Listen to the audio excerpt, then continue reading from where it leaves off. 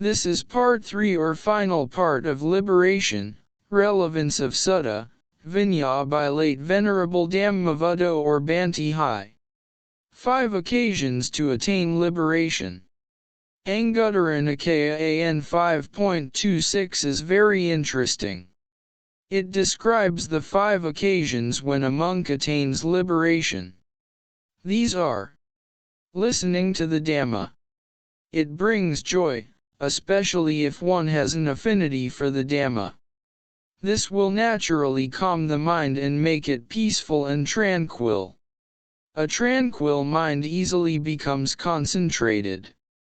With a concentrated mind, insight will arise. 2. Teaching the Dhamma. To teach the Dhamma, one needs to understand and reflect on the Dhamma. From here, joy also arises, which will lead successively to tranquility, concentration, and insight. 3. Repeating Dhamma.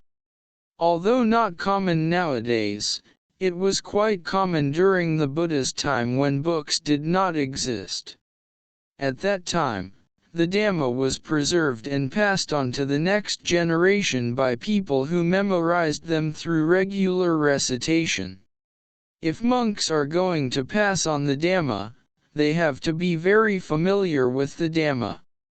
Thus, monks spent a lot of time reciting the Dhamma. In fact, in those days, it was the monk's duty to repeat and recite the Dhamma. This constant repetition will make you very familiar with it. The first time you read, listen to or recite the sutta, you will have a certain level of understanding. With greater repetition, your understanding becomes deeper and deeper. The similar sequence of joy, tranquility, concentration, and insight follows. 4. Reflecting on the Dhamma. This involves contemplating, thinking, and pondering on the Dhamma in its various aspects, validity and relevance to our lives. In this way, insight will arise through the same sequence of events. 5. During meditation. According to the suttas, this involves reflecting on the concentration sign, samadhi nimitta, which is rightly grasped and penetrated. The same sequence of joy, tranquility, concentration, and insight follows. Although not stated here, it is very probable from scrutinizing the suttas and Vinaya that these are also the 5 occasions for partial liberation, i.e. the attainment of the various stages of Arahanthood, the paths, Magga, and fruitions, Phala.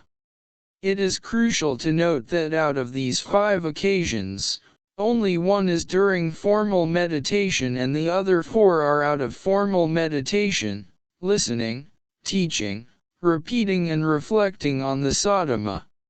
One should, by now, see the importance of knowing the Saddhamma found in the earliest suttas. It is also obvious from this sutta that of the 4 objects of sati, recollection, that should be contemplated, namely body, feelings, mind, and Dhamma is the most important. Thus we see in the Vinaya books, Maha, Chapter 1, that the first 1060 Arahant disciples of the Buddha all attained enlightenment from hearing the Buddha's discourse only. But of course these candidates must have been specially chosen by the Buddha because of their having attained the jhanas this lifetime or in their previous human lifetime, since the 4 jhanas is the necessary condition for arahanthood as stated in Suttas Anguttara Nikaya A.N. 9.36, Majjhima Nikaya M.N. 52, Majjhima Nikaya M.N. 64, etc. In these 5 occasions, the depth of insight depends on our perfection of the Noble Eightfold Path.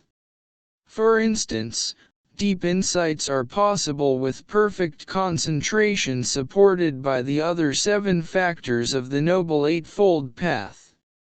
In this case, high attainments like Anagamin or Arahant can be expected. Concentration short of the four jhanas yields shallower insights. The result may be Sotapanna or Sakadagamin. This is clear from Anguttara Nikaya A.N. 3.86 and Anguttara Nikaya A.N. 9.12 mentioned earlier. Chapter 1 of the Mahavagga, Vinaya Pitaka, also makes this very clear. After the Buddha converted 1,000 Madhudhara ascetics to become his disciples, the Buddha preached to them the fire discourse, ATTAIN Sutta, whereupon all 1,000 of them became Arahants. Thereafter, the Buddha brought them to Rajagaha where King Bimbisara led 12 Nayutas of lay people to visit the Buddha. According to the Pali Dictionary, a Nayuta is, a vast number, a myriad, and according to the commentary is 10,000. The Buddha gave them a graduated discourse on the Dhamma, basically on the Four Noble Truths, and all 12 Nayutas, 120,000, of them attained the vision of the Dhamma, right view, first path Arya attainment. Some of them may have practiced meditation, but it is highly improbable that every one of this large number of people would have done so. Importance of listening to Dhamma. Earlier it was mentioned that the two conditions needed for the arising of right view are the voice of another, teaching the Dhamma, and focused attention. This same sutta, Majjhima Nikaya A.N. 43, states that after right view is attained, 5 other important conditions are needed to support right view for the final liberation, arahanthood. They are morality, sila; listening to the Dhamma, dhammasavana; discussion of the Dhamma, dhammasakhacha; tranquilization of mind, samatha; and contemplation, vipassana. When we compare these 5 conditions with the remaining 7 factors of the Noble Eightfold Path, we see the following. Sila means not harming another through body, speech, and mind. This corresponds to the 2nd, 3rd, 4th, and 5th factors of the Noble Eightfold Path. Dhammasavana and dhammasakhacha come under right mindfulness, the 7th factor. Samatha is synonymous with the 8th factor of the Noble Eightfold Path.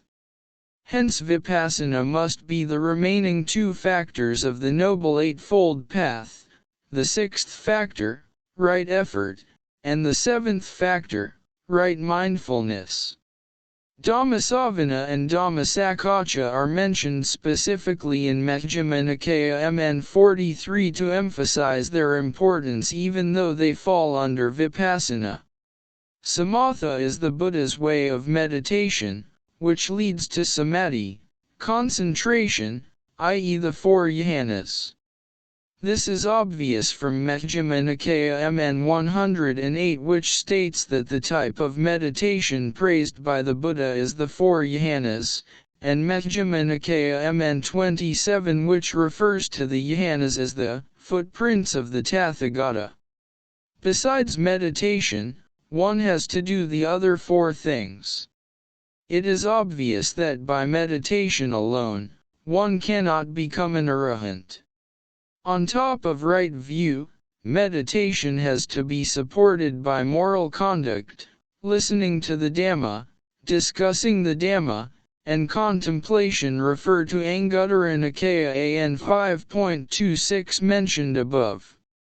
Indeed, a sound knowledge of the suttas and practice of all the other components of the Aryan Eightfold Path are of paramount importance.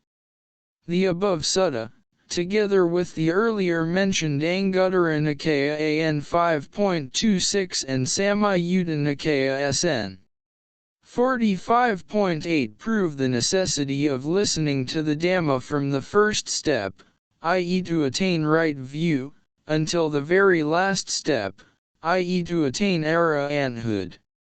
In Samyutta Nikaya SN 38.16, it is said that even after a person renounces and becomes a monk, it is difficult to practice in accordance with the Dhamma.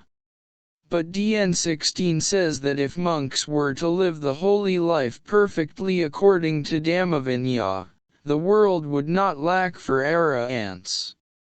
Now to practice in accordance with the Dhamma perfectly, one has to be perfectly knowledgeable about the Buddha's instructions in the suttas.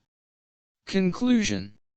Nowadays, some people practice meditation without studying the suttas and become presumptuous of their attainments. Their pride increases while their attachments do not decrease. If they are practicing according to the Dhamma, their defilements and unwholesome qualities, including pride, should certainly not increase. As stated in Anguttara Nikaya A.N 8.19, in this Dhammavuddho there is a gradual training, a gradual practice, a gradual progress, with no abruptness, Anayayattakana, such as a penetration of knowledge, Anapada Vidha. Adherence to the Buddha's instructions in the suttas and Vinaya is very important to ensure that we practice the correct, and therefore shortest, path.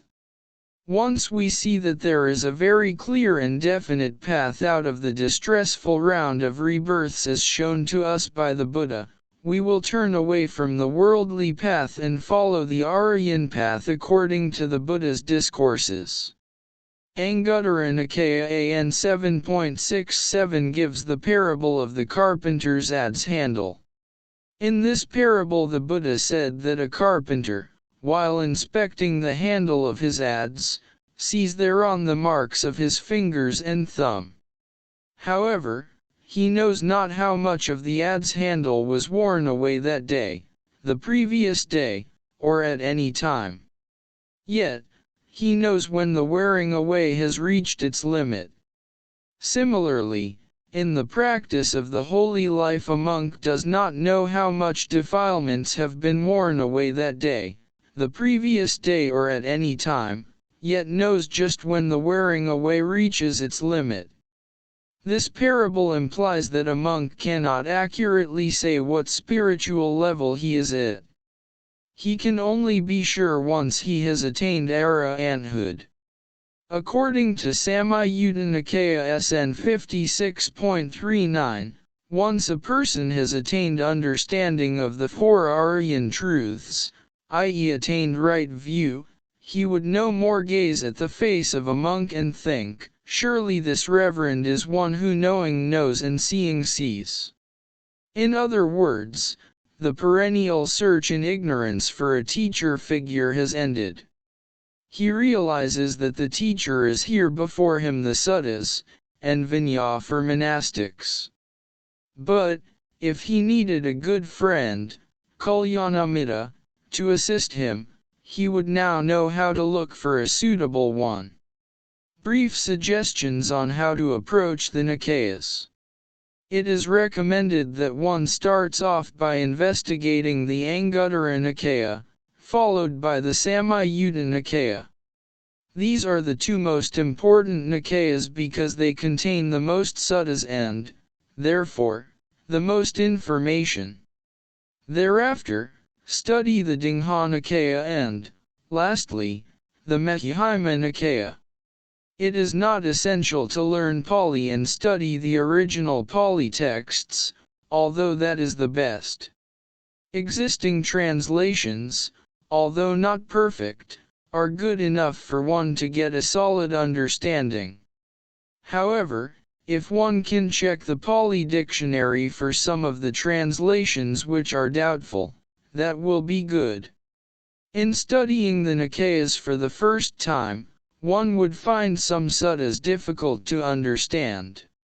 However, one should plod on, and as one studies more suttas, one begins to understand those earlier problematical suttas. This is similar to assembling a jigsaw puzzle. In the beginning one cannot see the overall picture. Only when more pieces are assembled can the picture begin to form. The Nikayas should be studied again and again to get a good understanding. Although other books, e.g. the commentaries and sub-commentaries, may be helpful, they are not recommended, except for scholars, because they consume too much time. Besides, they have been found to contain some opinions which are not consistent with the earliest suttas. Having studied the Nikayas, it is better to utilize your time for meditation, and put the Dhamma into practice, etc. However, some people may not be able to make a thorough study of the Nikayas, yet they can acquire the wholesome and potentially liberating habit of regularly reading from the Nikayas and reflecting on what they have read. Remember, not to study is one extreme and studying too much is another. Avoiding the extremes, we should, as the Buddha advised, investigate the Buddha's words found in the earliest suttas, and put forth earnest effort according to those words in the practice of the Noble Eightfold Path.